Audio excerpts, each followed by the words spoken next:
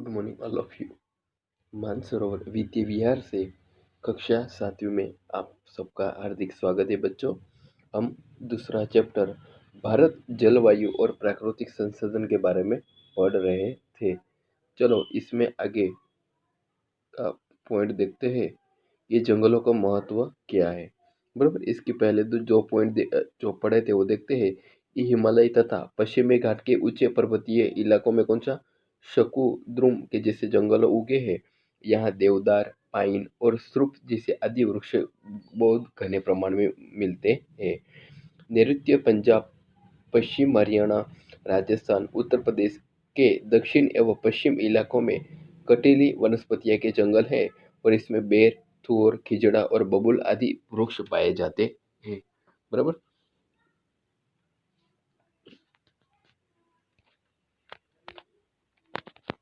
चलो जंगलों का महत्व।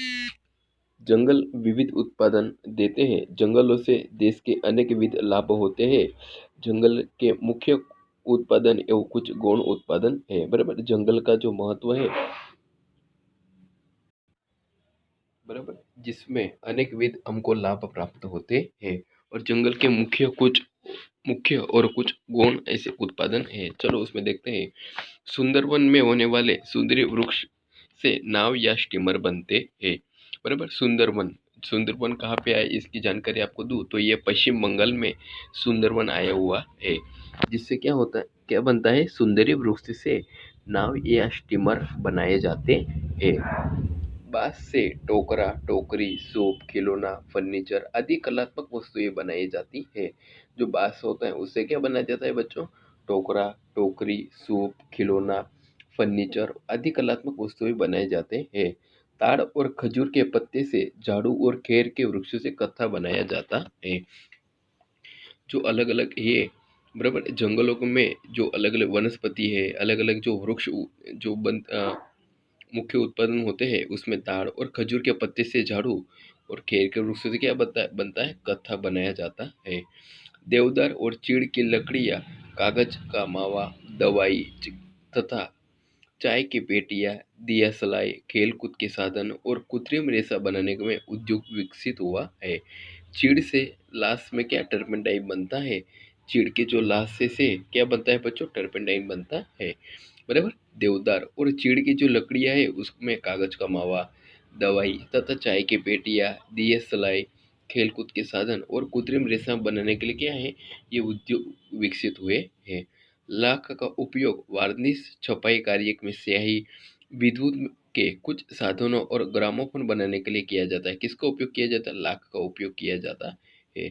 चलो हम देखते हैं आगे का पॉइंट है, जंगलों का संवर्धन।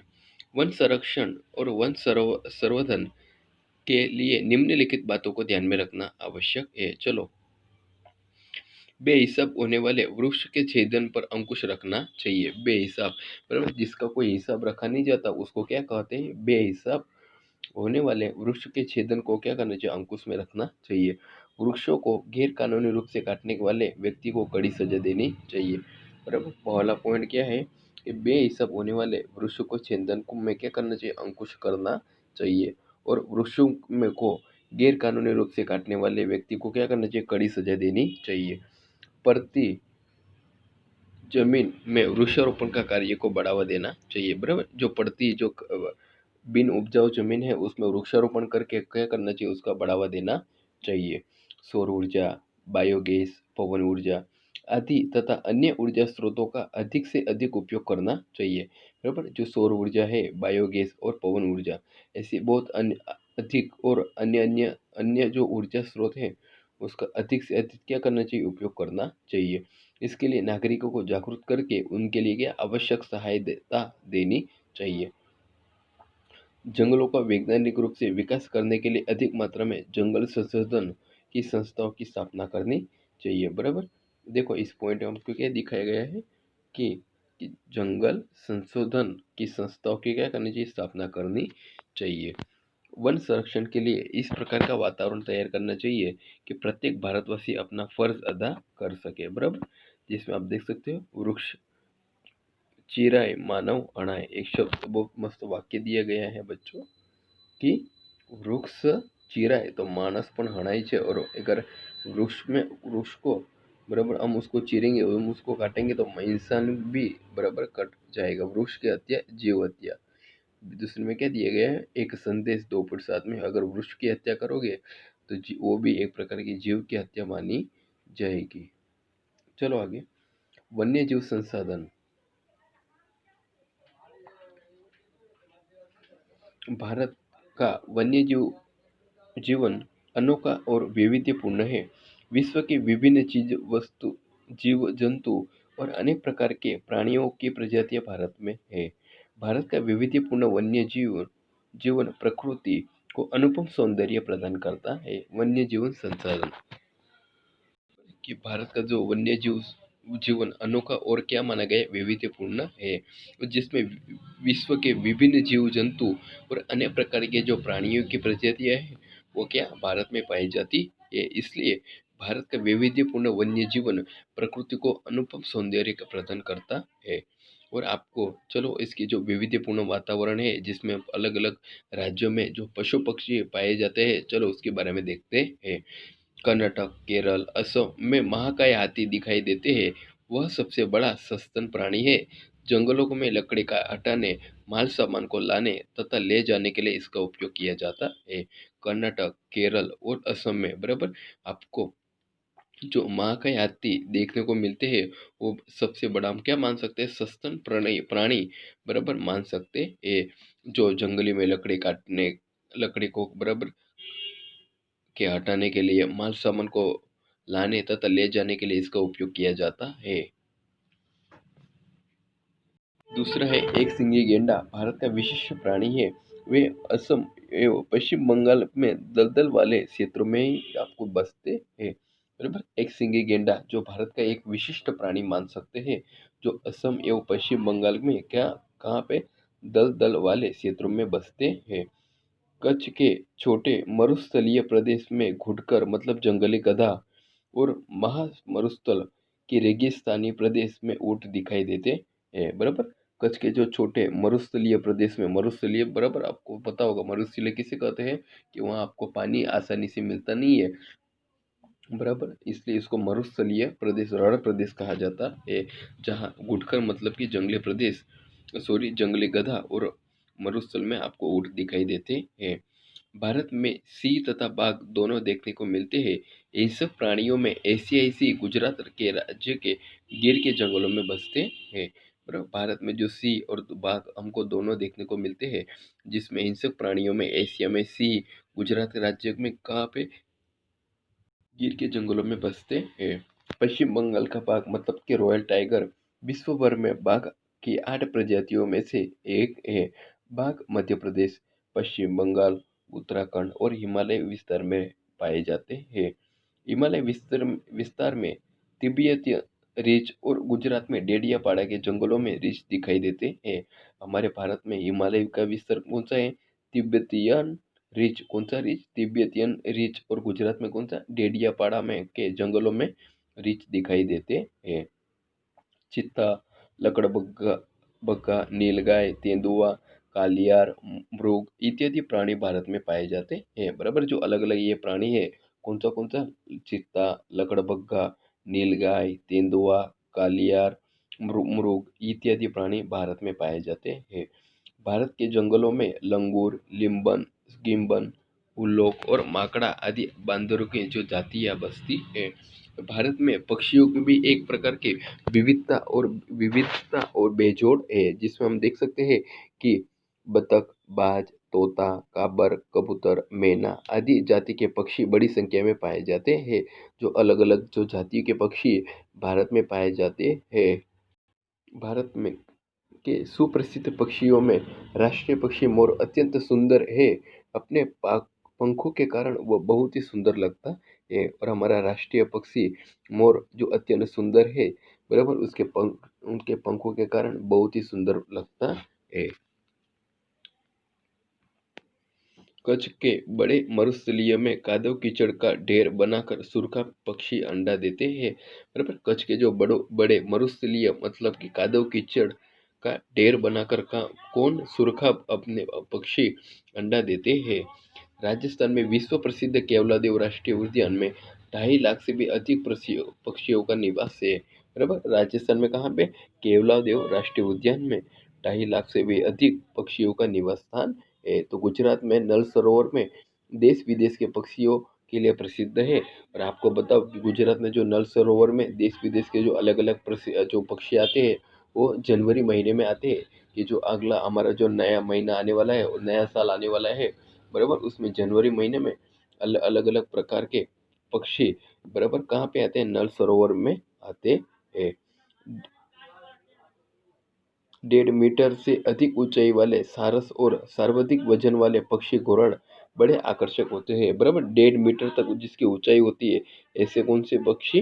सारस और सर्वाधिक जो वजन, सबसे ज्यादा पक्षियों में वजन जिसका होता है, बराबर, उस पक्षी का नाम क्या है बच्चों? घोड़ाड बड़े आकर्षक होते हैं। कच्छ के विशाल रेगिस्तान में कादव कीचड़ का ढेर बनाकर सुरगा पक्षी अंडे दे रखते हैं, जो हमने आगे देखा। राजस्थान का विश्व, बराबर, जो केवलादेव पक्षी अभ्यारण्य है, वहाँ भी क्या अलग अलग पक्षी, आपको पता है कि यह एक प्रकार का निवास स्थान है। भारत के पूर्व पश्चिम सागर के किनारों में मैकरल, झींगा, बुमला, पॉम्फ्रेट, हेरिंग, सामन, शार्क, डॉल्फिन इत्यादि असंख्यों में मछलियां पाई जाती हैं, जो अलग अलग मछलियों के नाम है। बराबर, इसमें देखो आपको भारत का जो नक्शा दर्शाया गया है, जिसमें आपको हिरन, बाघ, मोर, बराबर, जो कहाँ कहाँ पाया जाता है। काजीरंगा, देखो आप काजीरंगा नेशनल पार्क देख सकते हो, जो असम में आया हुआ है।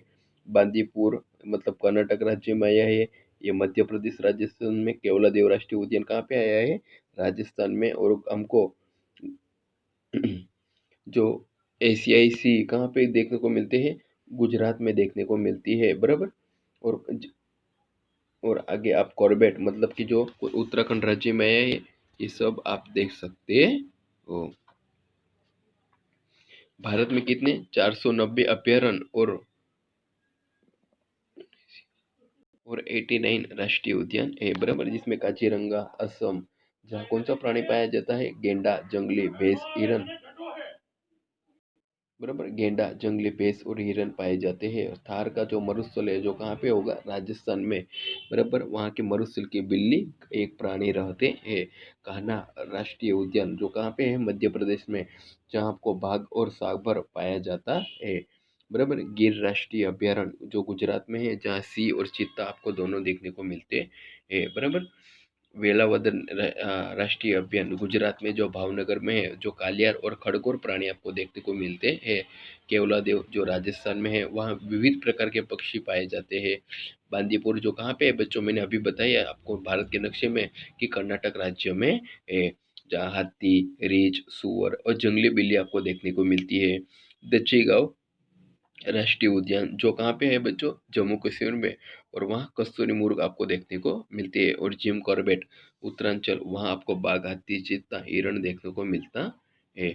प्राकृतिक संसाधन संरक्षण और विवेकपूर्ण उपयोग, जो प्राकृतिक हमारा जो संसाधन है उसका विवेकपूर्ण कैसे उपयोग करना है, उसका संरक्षण कैसे करना है। देखो, पानी एक महत्वपूर्ण राष्ट्रीय प्राकृतिक संसाधन है। मनुष्य के पीने योग्य पानी पृथ्वी पर सतह पर कितने परसेंट है खाली? 2% से भी कम है, बराबर। 100% में से कितने परसेंट? 2% से भी कम क्या है? पीने का पानी है। तो बाकी का सब पानी कौन सा होगा? खारा होगा। कौन सा होगा बच्चों? खारा, बराबर, खारा होगा। तो आपको पता है ये जो खारा पानी आपको कहाँ पे दिखाई देता है बच्चों?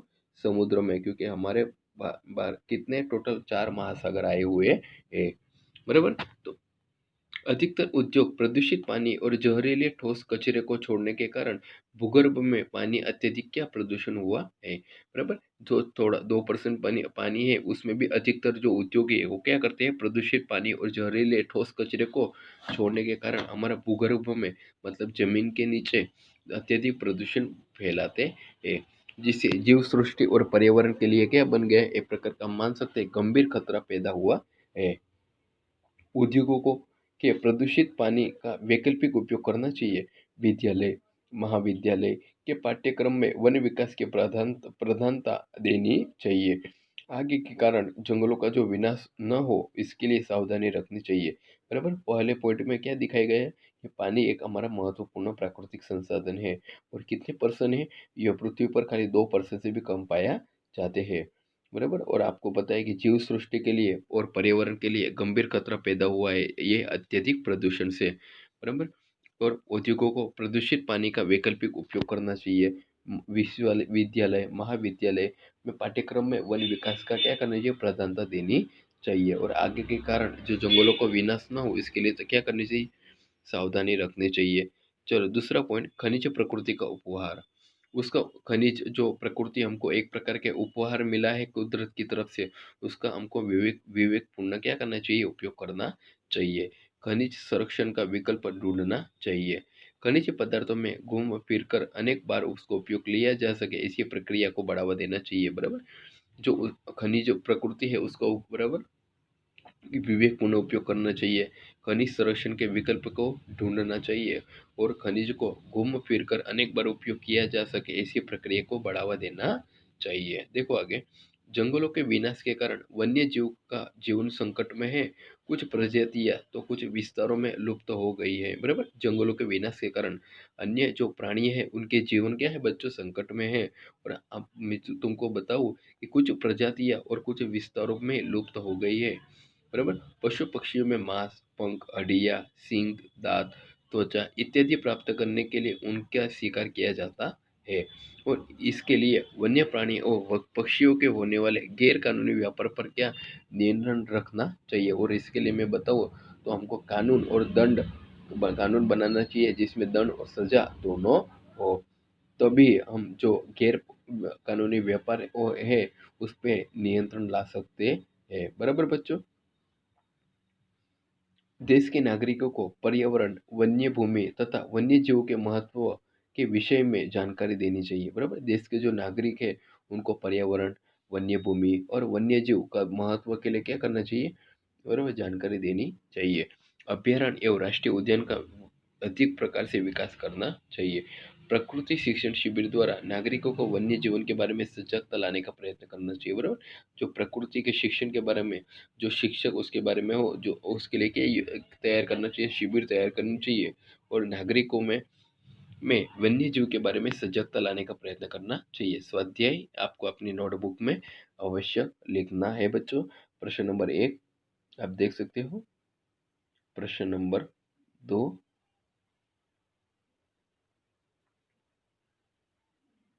बराबर। प्रश्न नंबर जो 3,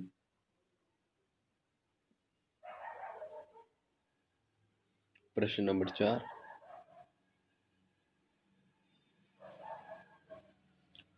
प्रश्न नंबर 5,